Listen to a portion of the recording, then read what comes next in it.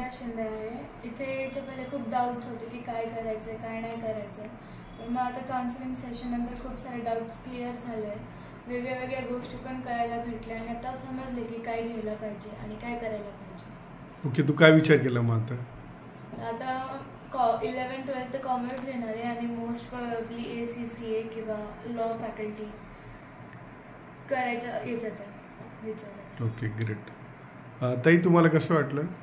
मला इथे येऊन खूप छान वाटलं.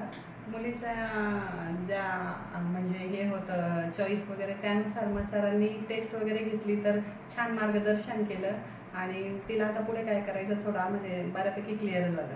ओके सर, सचिन सर तुमचं. नाही, इथं आल्यानंतर बरेचसे डाऊट क्लिअर झाले, बऱ्याचशा गोष्टी मार्गदर्शन पण मिळालं आणि तिचा आवड कशामध्ये आहे किंवा ती कशामध्ये व्यवस्थित करू शकते, कुठल्या फील्डमध्ये जाऊ शकते त्याबद्दल चांगलं मार्गदर्शन झालेलं आहे. त्या दृष्टीने आम्ही पुढे जाऊ. ग्रेट. उद्यम, तुझं ओपिनियन? इथं आल्यानंतर कळलं की हर्षदचे कोणते कोणते प्लस पॉईंट्स आहेत किंवा कोणते कोणते मायनस पॉईंट्स आहे आणि कोणते जे प्लस पॉईंट्स आहेत त्यामध्ये पुढं ती सक्सीड होऊ शकते, पुढं तिला जास्त फायदा होईल आणि फ्युचरमध्ये काय काय करू शकते ती त्यावर क्लिअर आयडिया भेटली.